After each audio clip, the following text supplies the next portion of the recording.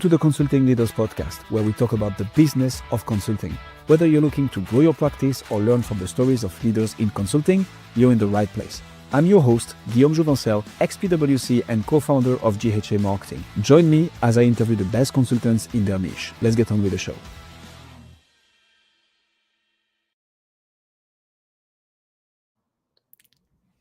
Joia, welcome to Consulting Leaders. Thanks for inviting me. My great pleasure. Let's jump straight into it. So how does one go from national media broadcast to executive and founder coaching? What's the story? I was a senior producer at major television networks and radio networks. And I got to a point in life where I grew tired of what the media was doing.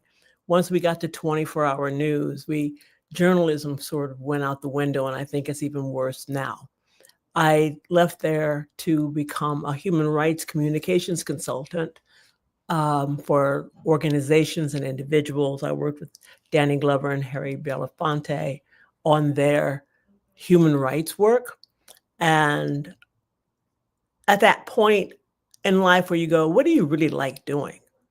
And that was preparing people for interviews, the public speaking coaching. I love to write.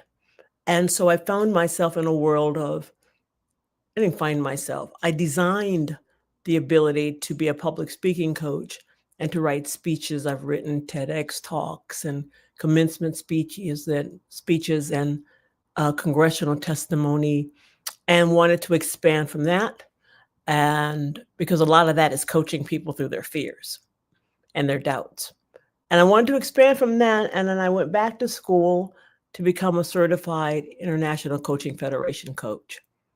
And I now love the fact that I do both the public speaking coaching and I coach executives on what they're trying to accomplish. And a lot of it is getting rid of their fears. I guess you answered the question already. Eliminating their fears or dealing with their fears, I guess, because do you really eliminate them ever? What would you say is the problem that you're solving with what outcome? The problem that I'm solving starts in your prefrontal lobe of your brain. Okay. This is where your executive function is. Mm-hmm. That's also the place of analysis and criticism. It's one of the last parts of the brain to develop. And in here is your inner critic. And your inner critic is that voice that's constantly telling you what you can't do. And it starts at between 6 and 11. Something disappoints you. For me, it was a brutal aunt who criticized me all the time. I'm very tall. I have very tight curled hair. I'm brown. And all of these things didn't ride well with a lot of the culture I grew up in. And I help people identify what their voice, identify first where it started. Who was it? What was the incident? And then we start to have communication with that voice as opposed to it leading us down. So to what results? I've had senior vice presidents become CEOs. I've had people who would stutter on a stage deliver a stellar TED Talk. So I have, and for me, the coach I had 30 years ago, who first told me about my inner critic, really did set the tone for me to get past it. Because before then, I was living a life very much controlled by the inner critic. I was achieving, but in fear and doubt and never good enough.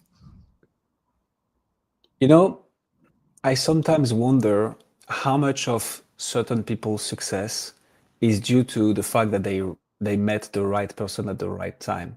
Like if you would have not met that coach, or another coach, but not as good, would you be where you are right now, you think? I don't know what the trajectory of my life would be if I hadn't had those parents, lived in that neighborhood, went to that college, met those people, had that opportunity presented for me, and I took it. I can't answer that. However, I will say that this particular coach who dealt with the brain and dealt with the voices that control us, the spirits inside of us, that coach's approach was right for me at the time. It's exactly what I needed. When the student is ready, the teacher will appear. So I would say that that's it. And I am very grateful to have spent 30 years with this coach. Like it's 30 years of coaching. That's a hell of a good retention rate. Yes, it is. It is. I mean, I don't see him weekly anymore. Maybe it's twice a year. Okay. Yeah, but it is. So interesting. Yeah. Can a younger coach, can a coach younger than the person coach them well?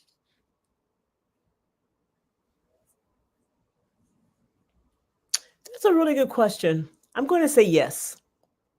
Why? Simply because I wouldn't deal with a coach that wasn't trained.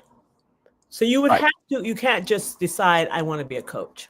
Mhm. There's a training that goes with it. There's hours of homework and writing and reading that makes you qualified to be an International Coaching Federation coach.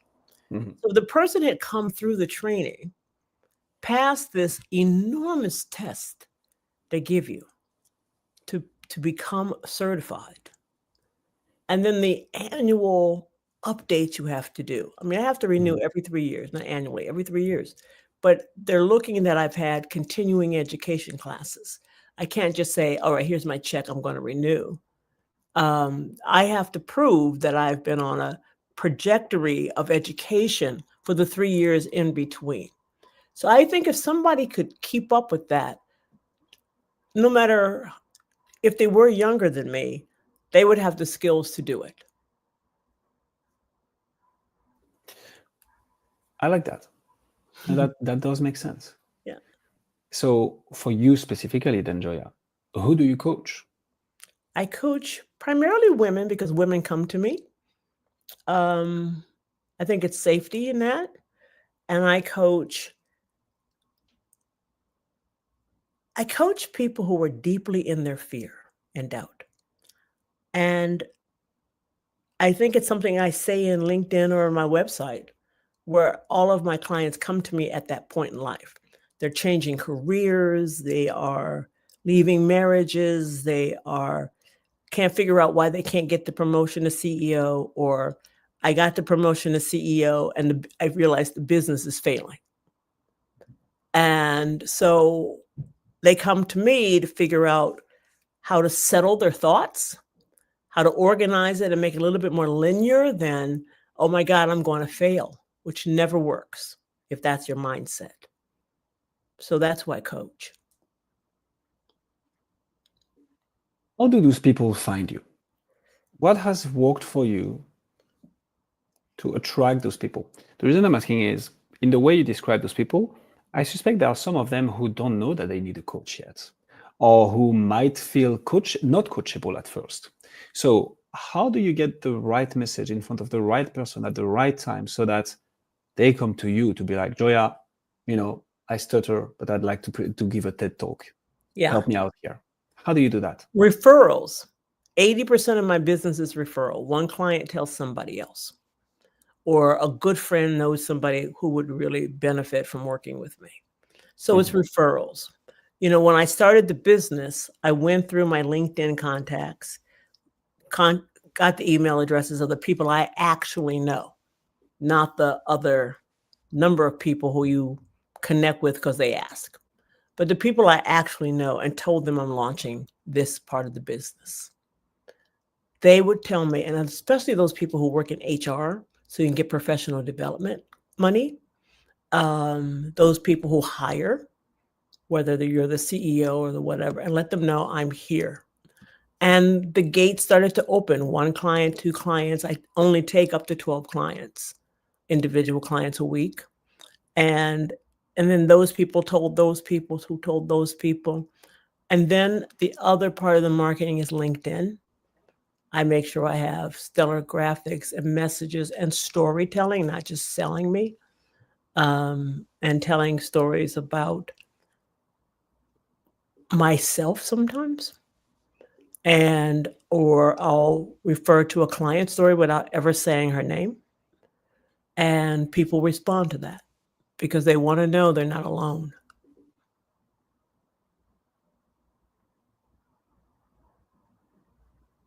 Why only 12 clients at the time? I'm at a point in life where I want peace. I want That's a good large reason. chunks of time where I swim. I love to swim. And where I can go to the pool. I want chunks of times where I can do my yin yoga. I want chunks of time where I can play with my 2 grandsons. I want chunks of time to watch Netflix. And I think I figured out that balance between income and life priorities. And 12 is that magic number. Am I ever going to be a millionaire? Probably not. But I have peace. I call it sacred rest, where I have places in the week, in the certain parts of the day, that only belong to my betterment and fulfillment. And I urge all of my clients to do the same. Put it on a calendar and treat it like a meeting. And always show up for that self. Always show up for yourself, first and foremost. Live by. And those are good reasons not to take too many clients at Not once. to make I too like many it. clients. You know, I've come from life where I was working 80-hour days when I was in the media. Days. Wow. 80-hour weeks, days. I meant 80-hour weeks. Like you're 80 hours solid, like straight. walking solid. Right, how are you still standing? No, 80-hour weeks. And I didn't want to do that again in life. I just didn't want to do that. This is exactly where I am right now. Yeah. I guess it's in seasons, right? I totally understand the point where like, hey, right now it's time to relax and enjoy more. I totally get that. Right now I'm in the grind, but I respect a lot people following what their boundaries and what they want to do and their goals Exactly. tells them to take as actions. That's super, super important. Yeah. So, I mean, I guess demand generation is not that much of an issue for you then, Joia, if you have like a very limited amount of spots. And actually, how do you choose who works with you then? Because if you have 3 people who want to get coached by you, how do you select which one you want to work with? Or help first, let's say. They decide. What do you mean? They decide who I work with. They decide. They come to me and we have a free consultation for 30 minutes. Mm-hmm. They tell me what their issue is. I tell them how I can serve. Mm-hmm. And then they decide to come or not. I've never had a waiting list. It's just divine. But I have had people come to me and I say, I'm not your coach. You need psychiatry maybe. Or I think you need to go to a group coaching for that or team building. And I'll do a workshop, but this individual has come to me. Her company didn't. His or her company didn't come. And I will say, I had one client that we agreed we're going to work together, even though my gut said she's too surly. She's angry. She wasn't going to listen to me. And after our first session, she quit. She quit. She just said, no, I don't like your style. And I don't like, she was just surly. And I was so grateful that she quit. I didn't have to continue this contract. So that's how I will make. It's energy. You have an energy I think I can help you with. And it's not about listening to me. It's about understanding the concepts I'm bringing into the conversation and answering those questions for you. And several people over the years, unwilling to do that deep search. They're unwilling to go find. I have a client who was raped by an uncle as like 9 years old. And she hadn't talked about it until she got to my sessions. And it took me a minute to get her to come about it, but this is where she has that burst of tears. So those clients who will trust me, those are my clients. And I may have a waiting list of about 2 weeks, but I get the right clients who I should work with, who I'm supposed to serve.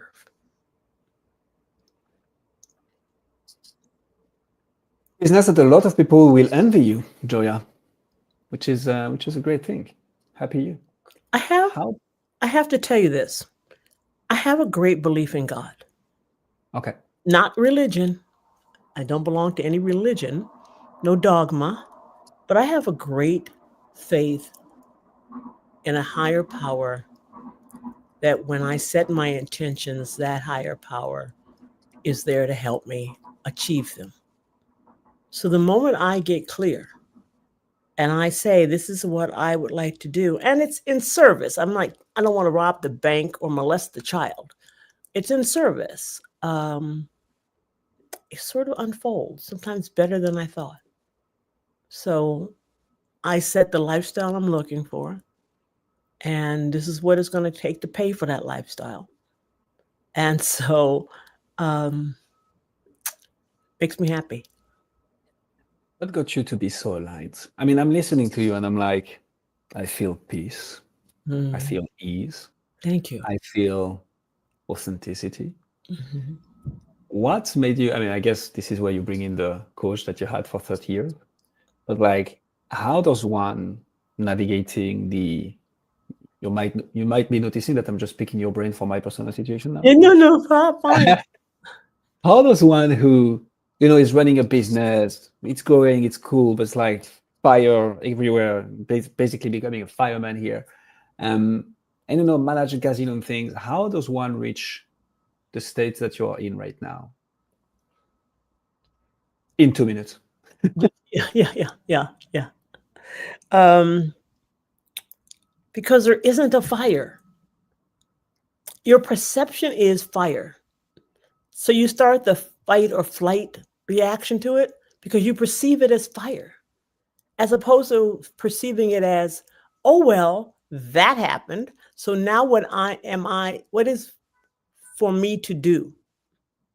And when we can step back from, oh my God, it's on fire, and rely on our own strength, our own training, our own ability to hire people around us who can solve that, or tap into friends who can solve that. Once we move into solution mode, you can have some peace. But as long as you're screaming fire, you're fight or flight. And that's not a peaceful place to be. I mean, I've had places in the career where the clients weren't coming and there was no money coming in. But it wasn't for me to go, yeah. That was the time to go to the movies. Take a look at my LinkedIn and see what else I can do or say, or maybe take a webinar to help that. Go back to old client or people who came in for consultations that didn't sign up. Just send them a note. But it doesn't have to be, because as soon as I do that, everything freezes up. Everything freezes up. I have to be steady, centered, feet grounded. Like there's this meditation I do. And one of the things she says, you are the mighty oak. You cannot be swayed by the branches. So the branches are blowing, and the leaves are falling off, all of that, but you're the mighty oak. And so you have roots down that says you've been here 200 years or 4,000 years or 62,000 years. But you have the roots from your parents, your grandparents, all your ancestors, all your teachers, all your experiences. You're rooted. So if you can stay rooted and not be swayed by the branches, that's when you can get to this peace.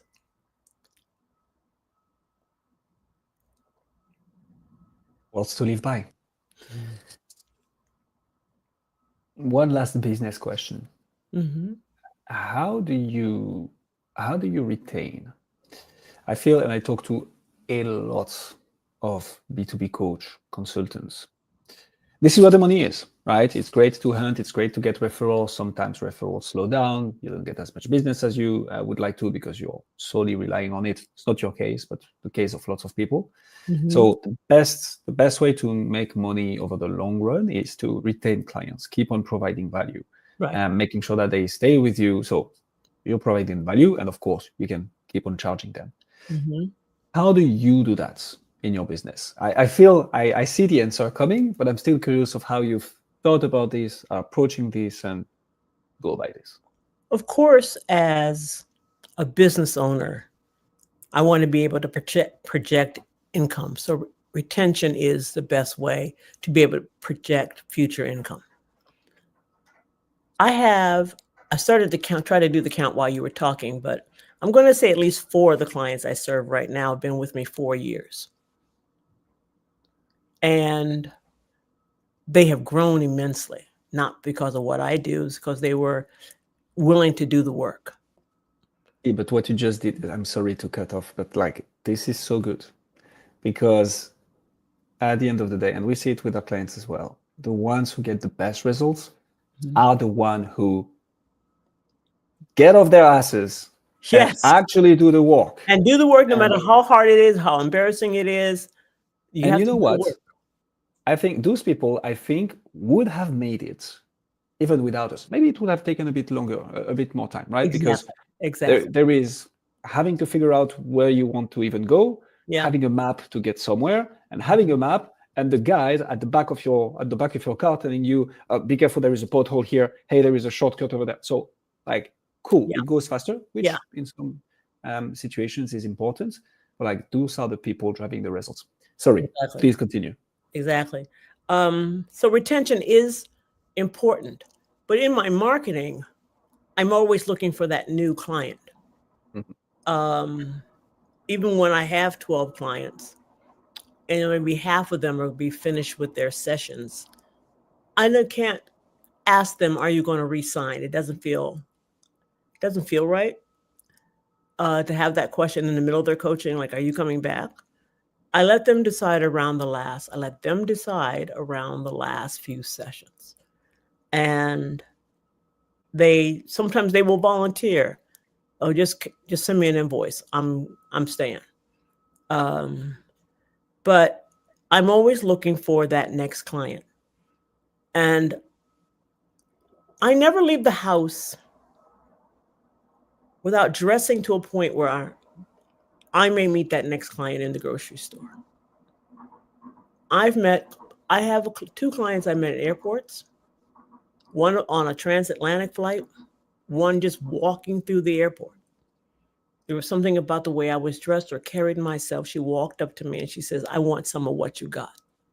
I thought that was really interesting approach. And she became a That's cold outreach.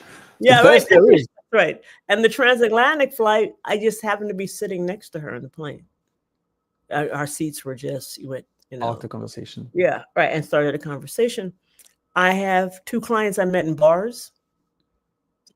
Okay. I mean, sitting at the bar, having a drink. Yeah. And people go to bars to find a date. Yes. You go to bars to find clients. I never know where my next client is.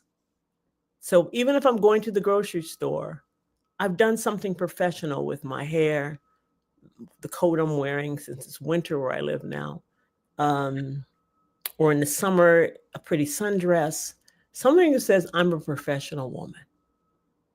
I may be in sweatpants on days I'm not working at home, but even if I went out, maybe I don't look so cute going to the pool. But other than that, I try to make sure I am constantly marketing my business.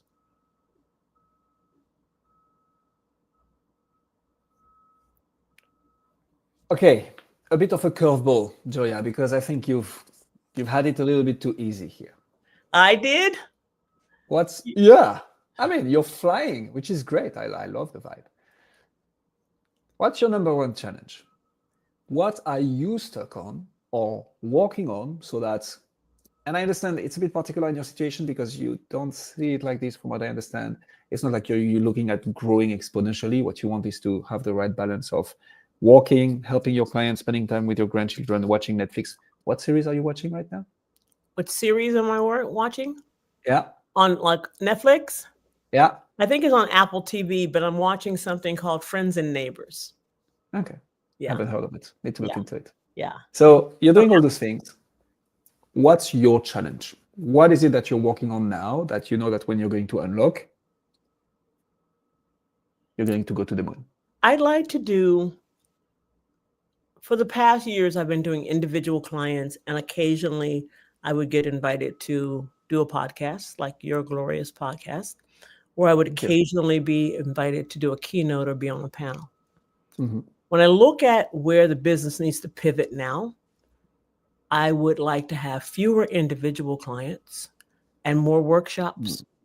I did 3 workshops this year for major corporations, and I loved it.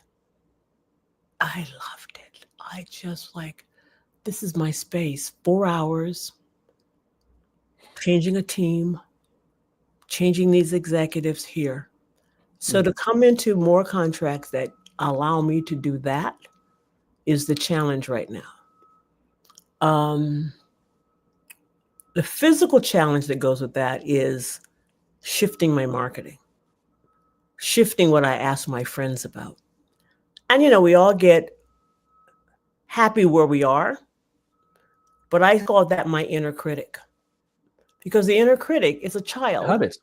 Yeah, my inner critic is a child who never wants change because she's afraid of the change. Change is uncomfortable. Yes, exactly.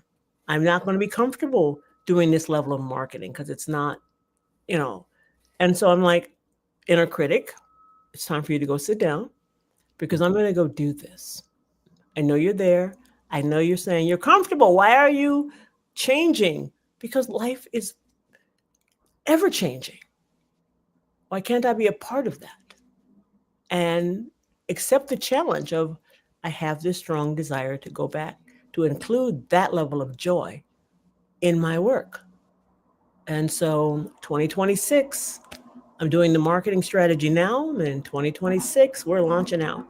I already have Johns Hopkins University. And so to do this with.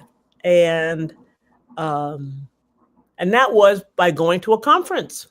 I went to a conference, talked to the right people, and the next thing I know, here I am. It wasn't at the supermarket, but it wasn't a supermarket, but I was an attendee in the conference. I wasn't there, but I'm constantly talking to people, and you talk to 150 people and one of them has something for you. So I'm very happy. They probably give you something. You learn something. Oh my God. Okay, so 2 things I want to double down on here. First of all, most people are takers, which in and of itself is not a good or a bad thing, right? It's just the way Most they people work. are what? I missed that word. Most people are takers. They take. Takers. Very few people are givers first. I think it's so important to give before you take. It is. So that's what happens at conferences, just being there, giving that event without expecting anything. Of course, there are some marketing and sales tactics out of this. The other thing that I want to double down on and that I'm happy that you're developing on, Joia, is back to that marketing mix that you have, many referrals and LinkedIn. I would dare say that this is not entirely true. You constantly put yourself out there in your everyday life. I think, and I'm going to talk about B2B coaches and consultants because those are the people I mainly deal with. They want the growth, they want the success, but they don't want to speak to strangers. They don't want, they are extremely good at their craft, especially consultants, because coach, you get used to interact with people, consultants as well. But what I mean is I have my prestige, my company. Why would I send a message on LinkedIn? Why would I talk to? So the people come to me, I'm the expert. I'm like, fine. How did your business grow over the last year? Oh, it hasn't. I'm like, interesting. That is interesting. So, that's the deal. Exactly. Is the deal, isn't it?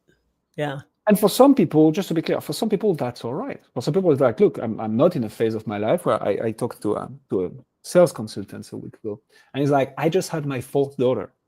I'm just like full on family right now. I have more business that I can handle. I'm not taking it because my goal right now is to keep it steady whilst taking care of my family. I'm like, happy you, man. Very happy you. Exactly. Very happy you. The B2B coaches and consultants who come to us and are like, I want to grow, but they don't want to change anything. They are not putting themselves out there. This is what I'm like. So I'm happy that you brought that up, because at the end of the day, you're constantly on the lookout and you put yourself out there. You know why? Why? Because I've never seen a separation between my life and my work. That's interesting. That's something a lot of people, especially in those days. My work was always an integral part of me because I wanted to do that. When I worked at television networks, I was CBS News, and I would become that, embody that, learn those skills to rise up the ladder. Now this is my business. There we It's go. like my kid. Okay. And so I function in a space with my kid as if we're one. I'm off work now. Okay. I'm not going to talk about the business. Of course, I'm sitting at a bar having appetizers and stuff.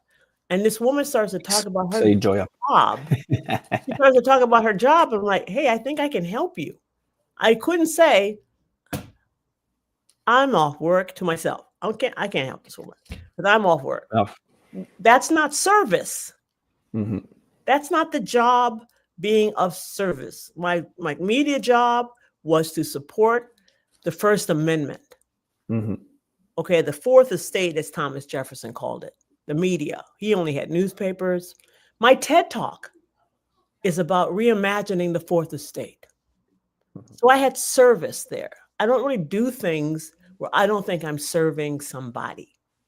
So yeah, I go to conferences and I want to meet people, but in honesty, I stand back and look at the room and vibrate on who I want to meet. I don't just walk up to any group of people standing. Like, where should my energy be in this room? And I went to the Washington Post Global Women's Summit about 2 weeks ago. And I never encountered anybody. I just watched the room. I handed out one business card because she vibed on me. So I ran into one old friend. And that was it. I had no desire to sit with people for lunch. I just wanted to watch them. I wanted to see how all of these women of all ages and races and creeds were interacting with each other. So I always stood apart from them. And when I ate lunch, I found a table where nobody was sitting. So I can look at the room. So yeah, if you want to be of service in your job, and I'm not saying somebody with 4 daughters, but I think if you really want to serve your work, you will tell people you're doing it because it should be a part of you. So if making widgets isn't part of what you do, you might want to consider a part of who you are. You might want to consider not to make widgets. Ooh, that was a heavy one. In the good sense. Joia, this was an absolute masterclass. Thank you so much for coming on. Thank you. I really enjoyed you. I really talk about vibing towards somebody. I really enjoyed you. We need to see. Delightful. Thank you so much. We need to see how we can vibe in person someday. That would be lovely. That would be lovely. Okay. Joia, if people want to find out more about you, get a feel of your vibe, see what you do, where should they go? On LinkedIn, I'm Joia Jefferson Nuri. On the web, I am inthepubliceyecoaching.com. Inthepubliceyecoaching.com. We'll put all the links in the description. What I can say for sure is that out of this episode, you got at least one new LinkedIn connection. Me. I just added you. Joia, thank you so much for coming on. Thank you for having me. Bye-bye. My pleasure. Cheers. Bye-bye. Cheers. Thanks for joining us on this episode of the Consulting Leaders Podcast. We hope you learned valuable lessons on how to grow your practice and take your business to the next level. Make sure to subscribe and leave us a review wherever you're listening to this show so you never miss an episode. To apply and be a guest on the show, click the link in the description. See you next time.